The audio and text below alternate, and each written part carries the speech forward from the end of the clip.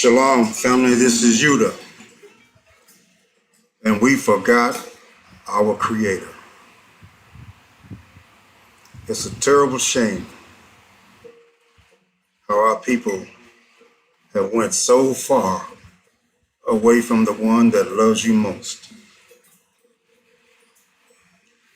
We've even been tricked into rejecting parts of Torah that are called pseudepigrapha. We've been lied to. We've been cheated. We've been pillaged. We've been raped. We've been destroyed because we forgot our Creator. So today we will journey through the book of Baruch from chapter 4 to chapter 6. Let us see, let us remember our Creator. She is the book of God's commandments, the law that stands forever. Those who keep her shall live. Those who desert her shall die. Turn back, Jacob, seize her, and her radiance, make your way to the light. Do not yield your glory to another, your privilege to a people not your own. Israel, blessed are we. What pleases the Creator has been revealed to us.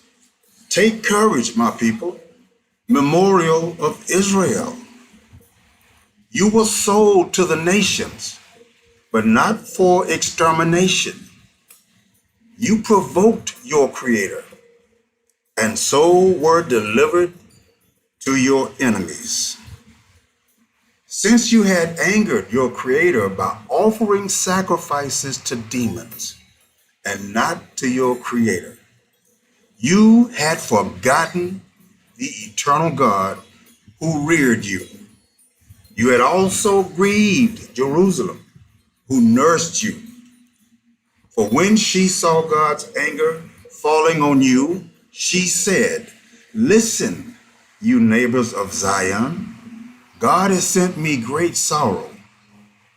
I have seen my sons and daughters taken into captivity, which the Eternal brought down on them. I had reared them joyfully. In tears, in sorrow, I watched them go away.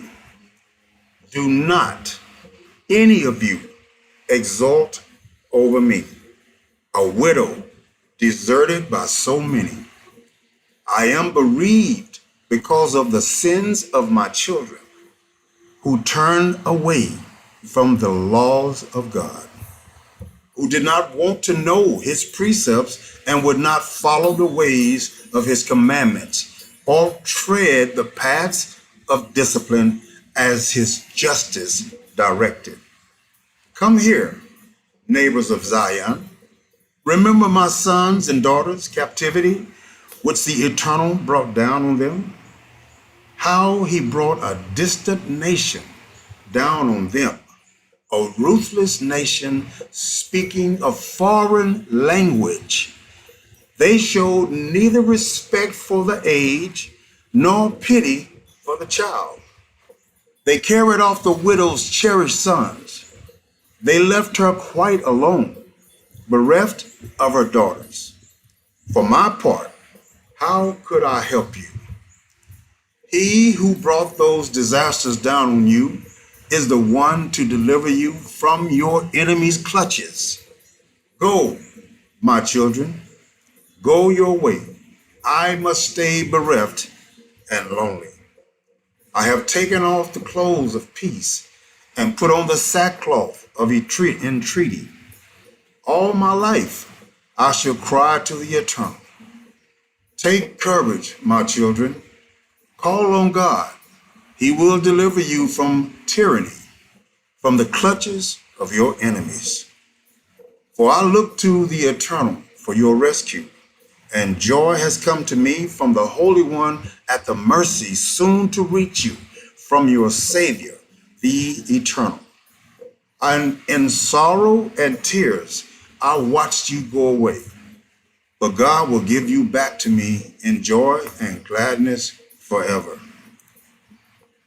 As the neighbors of Zion have now witnessed your captivity, so will they soon see your rescue by God, which will come upon you with great glory and splendor of the eternal.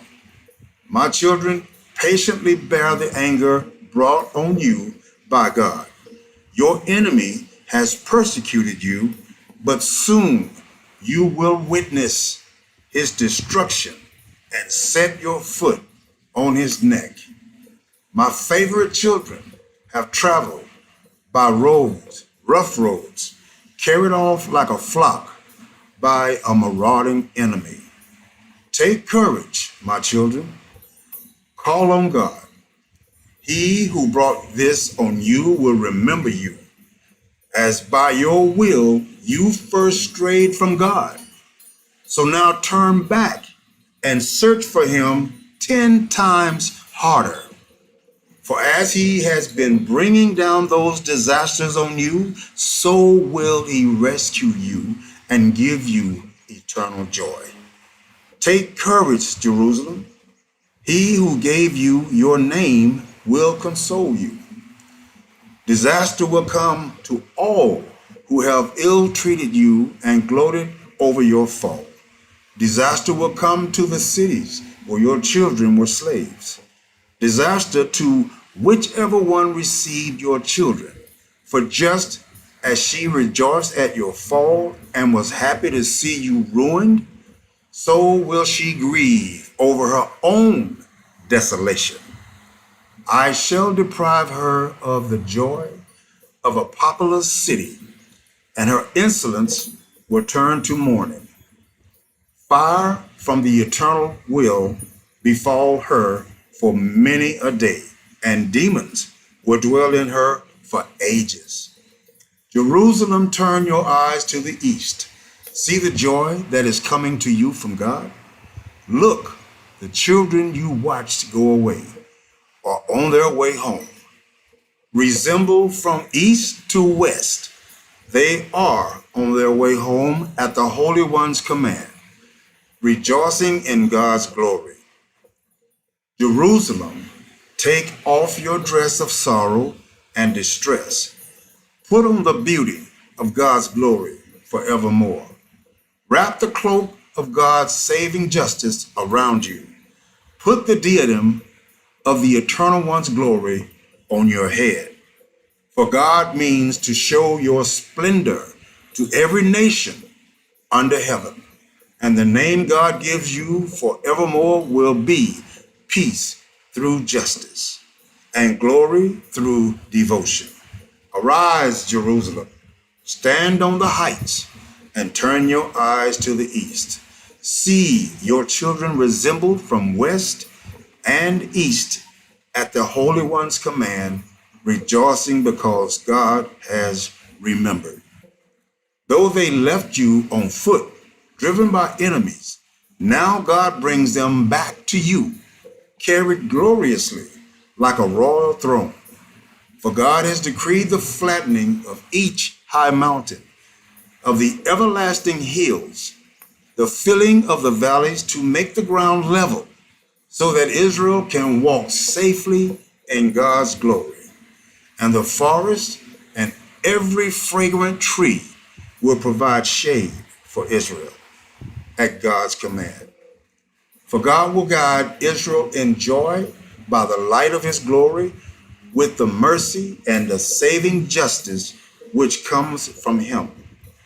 A copy of the letter which Jeremiah sent to those about to be led captive to Babylon, by which the king of Babylonians, to tell them what he had been commanded by God. Because of the sins which you have committed before God, you are to be deported to Babylon by Nebuchadnezzar, king of the Babylonians. Once you have reached Babylon, you will stay there for many years, as long as 7 generations, after which I shall bring you home in peace. Now, in Babylon, you will see gods made of silver, of gold, of wood, being carried shoulder high and filling the Gentiles with fear. Be on your guard. Do not imitate the foreigners. Do not have any fear of their gods.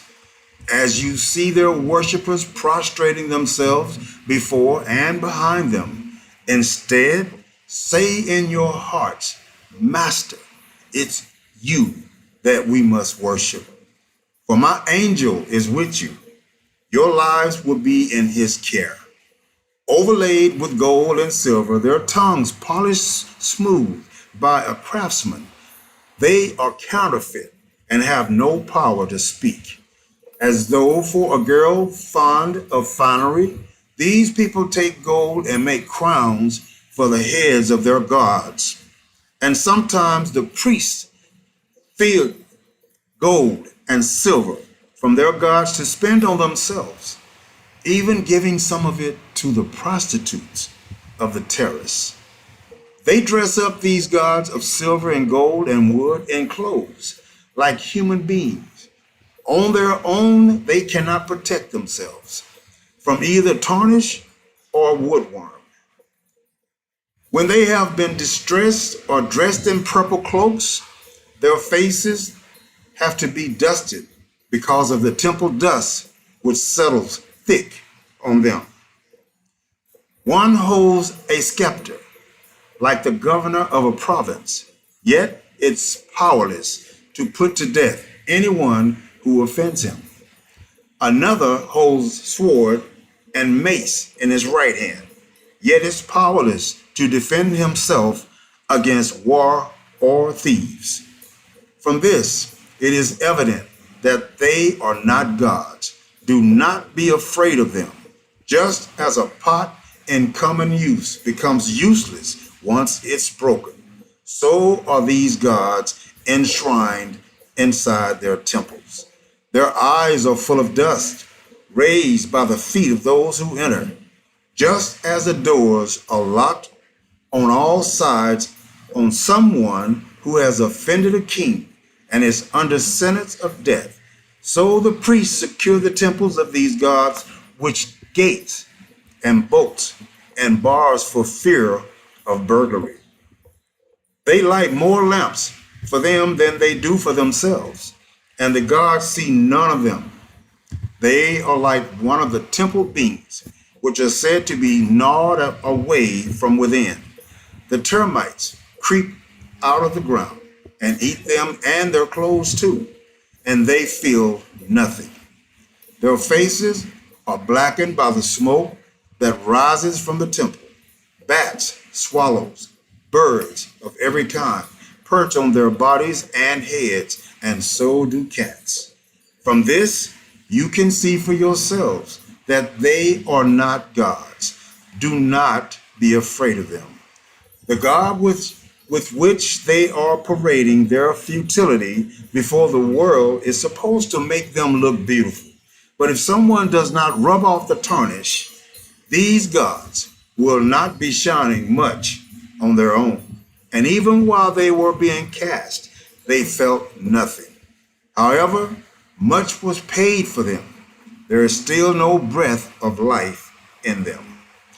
Being unable to walk, they have to be carried on men's shoulders, which shows how futile they are. It's humiliating for their worshipers too, who have to stand them up again if they fall over. Once they have been stood up, they cannot move on their own. If they tilt askew, they cannot right themselves. Offerings made to them might as well be made to the dead. Whatever is sacrificed to them, the priests resell and pocket the profit, while their wives salt down part of it, but give nothing to the poor or to the hopeless. As to the sacrifices themselves, why women during their periods and women in childbed are not afraid to touch them. From all this, you can tell that they are not gods. Do not be afraid of them. Indeed, how can they even be called gods? When women do the offering to these gods of silver, gold, and wood, in their temples, the priests stay sitting down, the garments torn, heads and beard shaved, and heads uncovered. They roar and shriek before their gods as people do at funeral feast. The priests take robes from the gods and clothe their own wives and children. Whether these gods are treated badly or well, they are incapable of paying back either treatment. As incapable too of making or unmaking kings, equally incapable of distributing wealth or money. If anyone fails to honor a vow he has made to them, they cannot call him to account. They can neither save anyone from death, nor rescue the weak from the strong, nor restore sight to the blind, nor save anyone in trouble, nor take pity on a widow, nor be generous to an orphan. These wooden gods, overlaid with gold and silver, are about as much use as rocks cut out of the mountainside. Their worshippers will be confounded. So how can anyone think or say that they are gods? The Chaldeans themselves do them no honor. If they find someone who is dumb and cannot speak, they present him to Baal, entreating him for the gift of speech, as though he could perceive it. And they are incapable of drawing the conclusion and abandoning these gods, such is their lack of perception. Women with strings around their waists sit in the streets, burning brand like incense.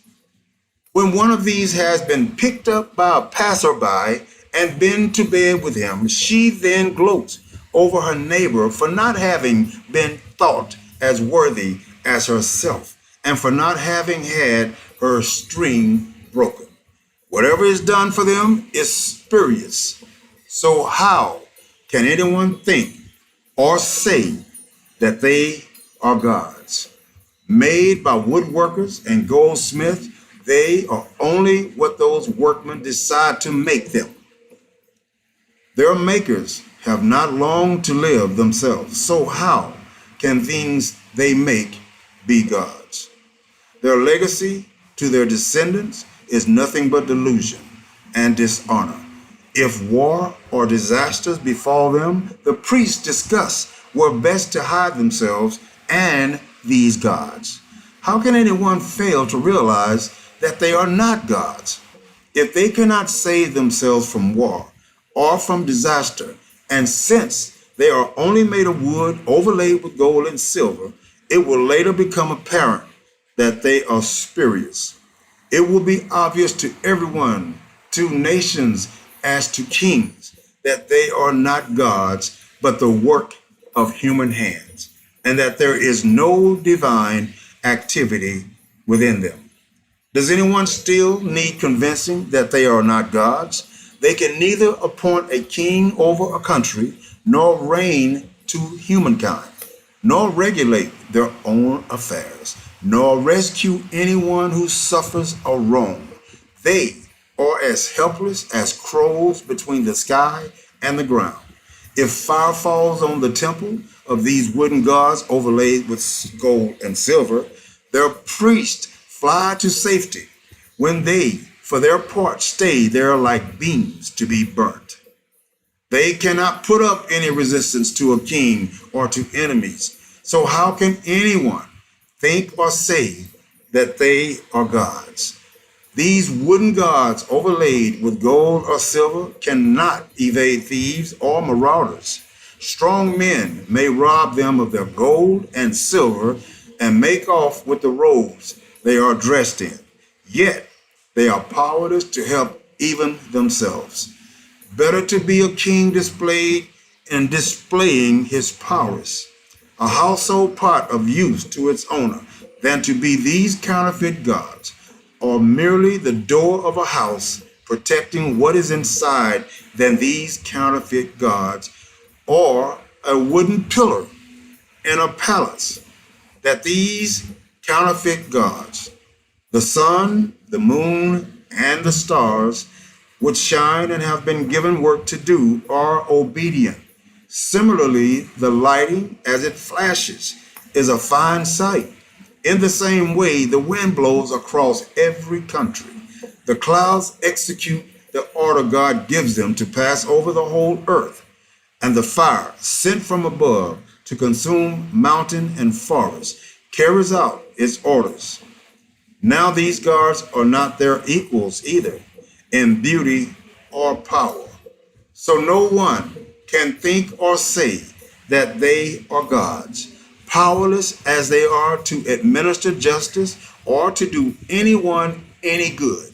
Therefore, knowing that they are not gods, do not be afraid of them.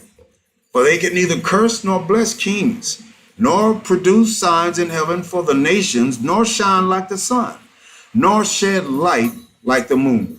The animals are better off than they are, being able to look after themselves by making for cover. There is not the slightest shred of evidence that they are gods. So do not be afraid of them. Their wooden gods overlaid with gold and silver are like a scarecrow in a field of cucumbers, protecting nothing. Or again, their wooden gods overlaid with gold and silver are like a thorn bush in a garden. Any kind of bird may perch on it, or like a corpse thrown out into the dark. From the purple and linen rotting on their backs, you can tell that they are not gods. And in the end, eaten away, they will be the dishonor of the country. So let us not believe that any of these things that we face today that claim to be powerful gods, they are not. Better than someone upright who has no idols, dishonor will never come near him. All praises and honor and great glory to our Creator, the true God. Shalom.